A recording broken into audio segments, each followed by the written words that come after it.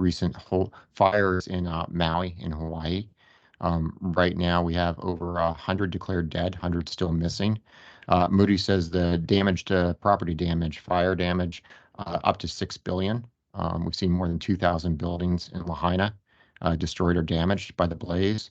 The Federal Emergency Management Agency, FEMA's, estimating the fires destroyed about 1,466 houses.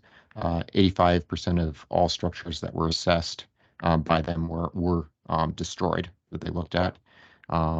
Based on estimates of damaged structures and building types, it looks like nearly 1,800 residential structures were damaged in the fire by another estimate. Financial toll, we're looking at a town of just 12,000 people. Rebuilding costs in Lahaina could total more than $450 million just for the residential structures alone. And there's, of course, worries over developers and others taking advantage of the situation to buy land. We've heard about that, and the Hawaiian governor even floating the idea of suspending, putting a moratorium on land sales, as well as we've also seen them suspend some building regulations needed to allow for a speedier home construction. Hawaii is kind of known for having a lot of regulations that can slow things down. And that's a little kind of quick summary of the situation we're seeing in Hawaii, but some of your thoughts on this. Well, first off, it really is a shame as to what happened in Lahaina. You may recall that one of my companies had quite a bit of business in Hawaii, and we were headquartered there in Honolulu. However, I will tell you, my favorite city in Hawaii was Lahaina. And what is lost is some of the history that is no longer available in Lahaina. That town was historical in nature with all the old wooden buildings and the park and the tree in the middle and all of that. And some of that will never recover. Maybe the tree will. It looks like it will. Now, relative to the real estate, I think the governor may end up acting faster than FEMA. I think FEMA is historically slow, even though the politicians in Washington say, "Oh, we're going to support the recovery, et cetera, et cetera." I have a feeling the governor is going to support the rebuilding of Lahaina for the citizens much faster. It is a shame. And like any rebuilding, it's going to take a while. And I'm glad to see that the governor has made a statement that he's going to keep the real estate vultures out. I think that's a really good idea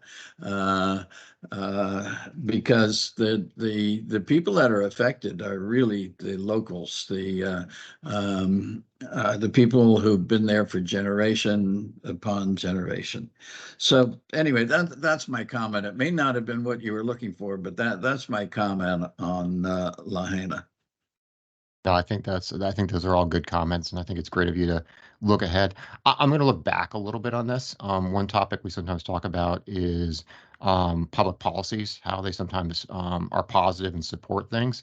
In this case, I really think public policies played a hand, a pretty serious hand, in not just what we usually talk about, a loss of real estate value or making it less good of an investment, but in this case, a real loss of life and property. Looking at Hawaii, the situation, invasive grasses were allowed to build up. Basically, the combustible material was allowed over years to grow here. Those dry grasses, not native species, developed after cattle ranches left, after sugar plantations left, after land got vacated, and you just had all this dry material allowed to be built up. You've got above ground power infrastructure. They knew it was a fire risk. They had an emergency chief with no emergency experiences. And they directed the resources at renewable energy, which is fine to invest in renewable, but the disparity here is pretty stark. Something like $245,000 spent on wildfire safety out of a multi-billion-dollar power company, a power company that has dedicated 23 to 25, almost 900 million in capital investments. 245,000 fire prevention's a joke. So Well, with this back, mhm. Well, excuse me for interrupting, but everything you are saying reminds me of California as well. And I know we're not talking about California, but by golly, when you talk about reasons for wildfires, all of those that you enumerated hold true for California. Forest management, you talked about grass management, utilities that are out of date and not maintained, etc. It is California all over again. Yeah. So I'll let you continue, but I'll tell you, I couldn't resist because the blueprint's the same. No, and unfortunately, I think a lot of this was man-made, very preventable because there's always going to be a storm at some point, winds at one point. So when these winds hit, one of the first issues was they didn't de-electrify the grid in the morning. So those lines were still hot. Best practice is you turn the electricity off when you're going to have downed power lines. That most likely looks like the way the first fire got started. Their alarm system was not activated. They have a lot of sirens to kind of usually more worry about tsunami. That was not turned on. Requests to divert water to reservoirs to fight the fire department. Those requests were not acted on for a full day. Water that could have been used to fight the fire was not used. And then with the down power lines, the police actually cordoned off escape routes and ended up trapping people. People were basically sent back into the fire. So this was just a sequence list of really some poor decision making that, quite frankly, cost people their lives. And we're certainly going to see lawsuits. We're going to see more of this stuff come out. I mean, the body count here is still assuredly going to go higher. And unfortunately, a lot of this is going to be children from the reports of things. Um, so, you know, hopefully some of this gets addressed because pretty much everything I just went through on this list was preventable or addressable, and it just wasn't. And again, this is a pretty serious issue. Usually, we're talking about public policy from the standpoint of where do we want to invest because it supports businesses, it supports a better lifestyle. But as you point out, in California with the fires, here in Hawaii with the fires, so sometimes the consequences of bad public policy aren't just quality of life; it's just life itself. Um, Geez, not much of a happy note. I'm ending it on this, but some of your closing thoughts, Peter.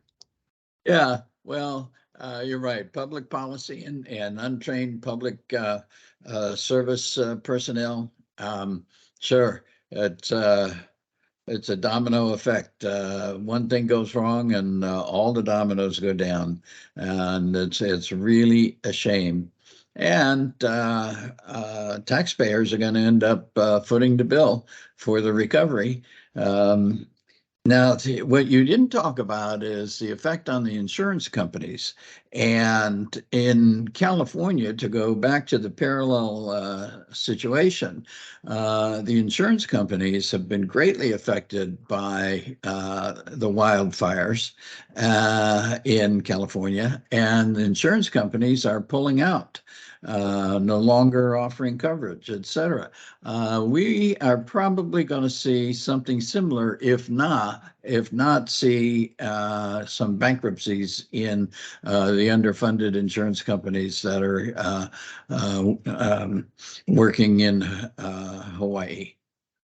Yeah, that's a great point. I really hope you're wrong on that because the last thing a lot of those residents need is higher insurance costs on top of everything else. But it seems a pretty high probability that you're going to see some stresses in the insurance companies. You could see some pulling out or raising rates or whatnot. I think we can both say that our hearts really go out to the Hawaiian residents. This is really a terrible tragedy, and hopefully some things can be done in the future to alleviate what has happened and make this less likely to happen in the future. Yeah, for sure, for sure. And I hope our public servants pay attention. Me too. Thanks a lot, Peter. All right, Steve.